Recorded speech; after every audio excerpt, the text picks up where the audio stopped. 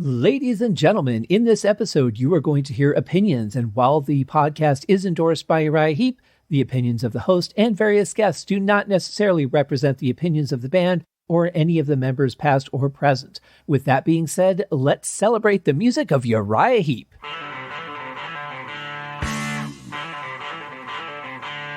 Welcome to Uriah Heep, the Magician's Podcast. I'll be covering every studio song the band has recorded and every bonus track that I can find. Each week we'll go over a new song from the beginning to where they are currently, and as they keep adding albums, I'll keep adding shows. Let the deep dive party begin. In the magic garden, some were singing, some were dancing. Hello and welcome to another episode of Uriah Heep, the Magician's Podcast. I'm your host, Scott Haskin, and I am here to start season 11, Innocent Victim. It's a very interesting time in music. 1977, November is when this album came out. And I just kind of feel like there was such a weird thing happening around this era. You know, disco was around. You had bands like the Bee Gees being really popular. A lot of vocal harmonies starting to happen in that era. But also you had punk. And you had rock and roll still trying to fight for its place. But it was, it was just a strange time in music. And as we heard in the last couple songs, Uriah Heep was getting a little experimental, kind of digging into that realm a little bit. But here we are with Innocent Victim, their 11th album. And this features the same lineup. We have Lee Kerslake on drums, Mick Box on vocals, Trevor Boulder on bass. We have Ken Hensley on keys. And we also have John Lawton on vocals. So these guys have been working together for a while. They've been on tour together. You really learn a lot on tour. You learn a lot about each other, about music, about how you've progressed. And all of that, plus, the individual careers of the people in their lives come together in the culmination of what becomes the next album. So I think that they learned a lot on their tours. I think that, having a solid lineup for a couple albums really helps, because by the time that you're a couple albums in, you really know each other. You've traveled together. You spent a ridiculous amount of time together, probably had a lot of fights just from the close proximity over time, as I'm sure a lot of people are experiencing during this health crisis that we have across the world. But in any case, the album comes out November 77, has a very interesting cover. I don't know what the style of art would be called. I mean, it's a painting, but it almost looks like it was sculpted out of clay. I mean, it's that alive, and it feels very 3D and physical.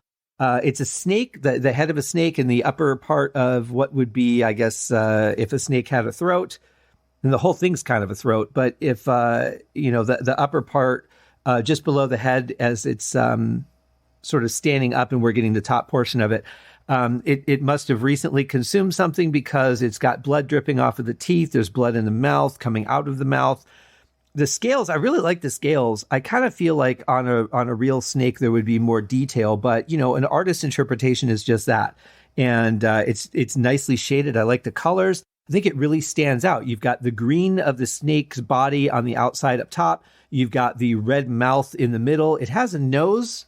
It appears like it has a nose, which is like a sort of a green tree sticking out of the middle of it. And then the bottom part, the body of it, is sort of beige, and really, really interesting. There's long bars for what would be the scales going down the center of it. And as it gets closer to the mouth, it breaks out into smaller scales. But it's a really, really cool drawing. The only thing that strikes me as odd, and I can say this because as somebody who tried to be a graphic artist myself, I love to doodle. I could replicate pictures pretty well.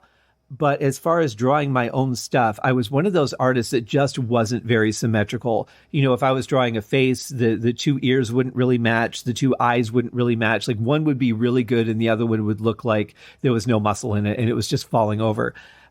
So what I notice about this snake is kind of the same thing. I see that the left eye, which is on the right side of the cover, is very fierce. Hey, I just ate something, and if you don't back off, I'm going to eat you too. Feels like that. But the right eye, which is on the left of the cover, looks more like it's surprised or scared. They don't really match up to each other very well to me. And it could be the angle of the snake. It could just be the artist's impersonation. Maybe there's a duality concept going on here. I don't know. But it's a very, very good cover. It's one I feel like if you were walking down the aisles in a record store and this one happened to be the one that was standing outward facing so that you could really see the whole cover, that you might stop walking and just take a look and see what it is. I think it's an attention getter. Very well done. How it relates to the songs, I don't know. But a very cool cover nonetheless. And I really just love the style of it. You know, that real, you could tell it's animated, but it feels real at the same point. That's some quality stuff right there. The first song on the album is called Keep On Ridin', and it's RIDIN apostrophe. You know, Heep is a big fan of putting in apostrophes in a title when they can, and it works fine here. And it works really with the vocal because that's the way it's sung. So let's get into it. Here is our first song off of the Innocent Victim album from Uriah Heep, Keep On Ridin'.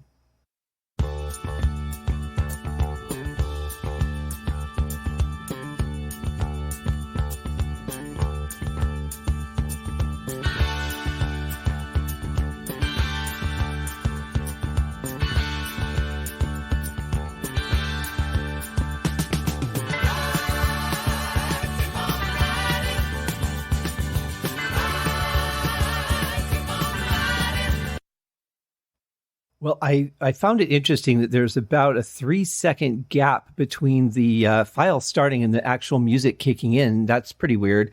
Could have just been a coding error, you know, when they issued the deluxe CD, or it could have been the way that it ripped. But in any case, I love the opening. It's really full of energy. It's very happy. It's got a really cool bass line. I love the I love the bass line and then just those couple notes that accent it. That can't be easy to play, I wouldn't think. But in any case, it sounds really good. Got a great vibe to it. When the vocals kick in, they just take it to the next level.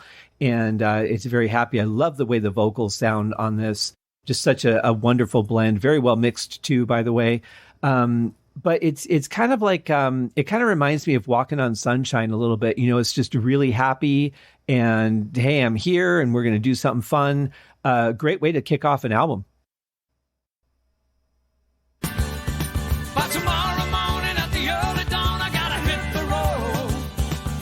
So long, lady, till another day. Right now, I gotta be moving on. There's another town and the singer needs a song. I know you're on your own. I'll be back before too long.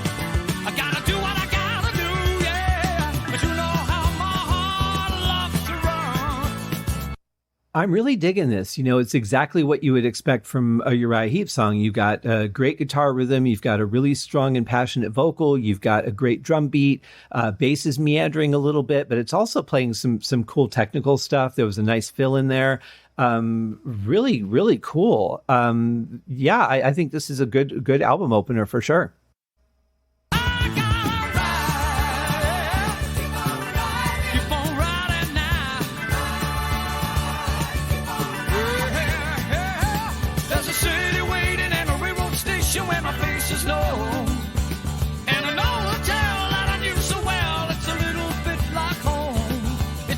Yeah, those were some great doubles and harmonies on the vocal there. I really like those accents. I think they add a lot without being obtrusive.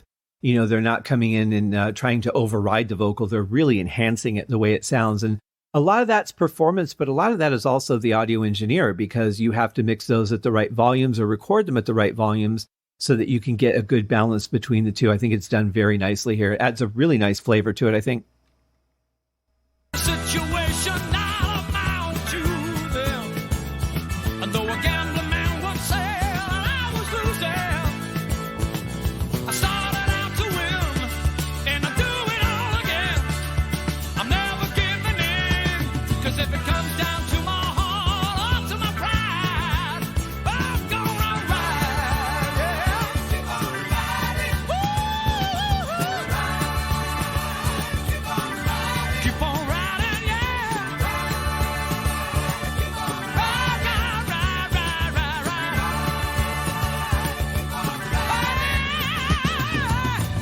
Now, this is one of those things that I really find that I can appreciate in a good vocalist is somebody who can just, throw some words in there that they're feeling in the moment, or maybe it was planned. I don't know, but just, throw those filler words in there and make them, they're in touch with the song. They belong there. They're not detracting from the story. They're just keeping it moving forward.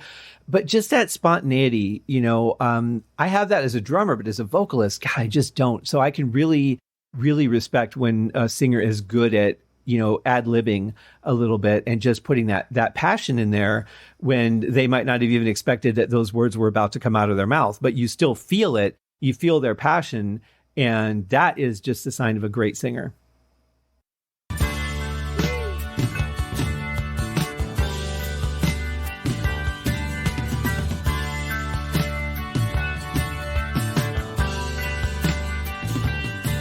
And I know you say I'm drifting on a dream. You better watch your step, boy. You know it may not be what it seems. I just can't shake this feeling here inside.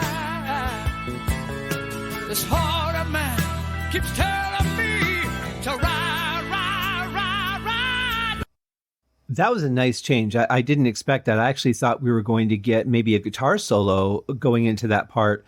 But I love the clean guitar sound with just a little bit of effect on it. Very tasteful.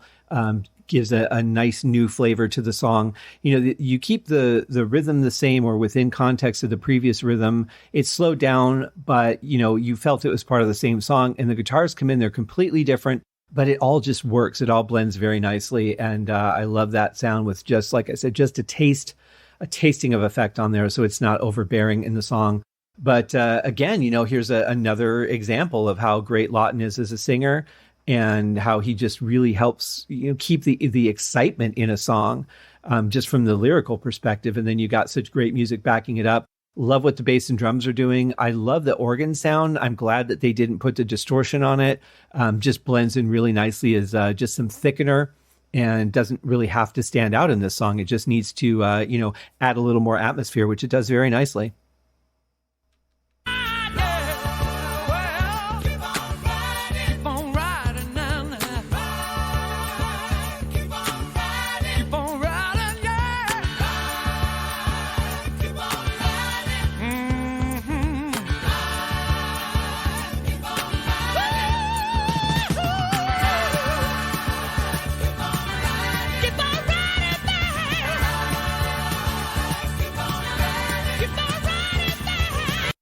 I will say I'm glad they stopped the hand claps. I don't know if those were off of a keyboard or if they actually stood there in front of a mic and did them. But hand claps when they're blended in for me are nice, but when they're just so out in front, I don't like them as much. Now live, I think that would work. If you've got the crowd and they're singing along with you, take a song like Lady in Black. That would be a perfect one to have people just clapping along to, on the beat. And then singing and following along. But with this song, a song at this tempo, I'm not a big fan of hand claps. But it's just for a very short period of time. So they're done with. But here, we've kicked it up again, back up to tempo. And we've just got some real heavy stuff coming from John Lawton. We really, feel all the musicians are digging in. And it's just a fun song at this point.